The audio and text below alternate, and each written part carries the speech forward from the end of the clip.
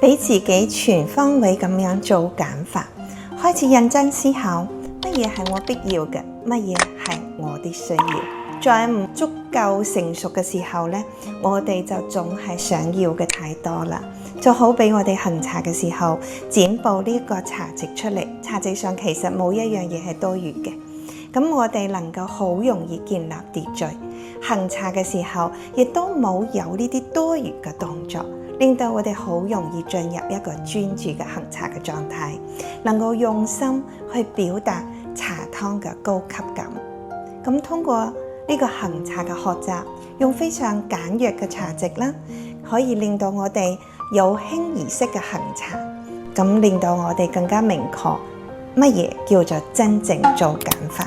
對於建立呢個空間感、建立秩序感，都係有好大嘅收益。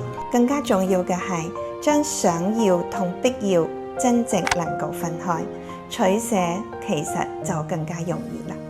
加減乘除咧，亦都更加得心應手。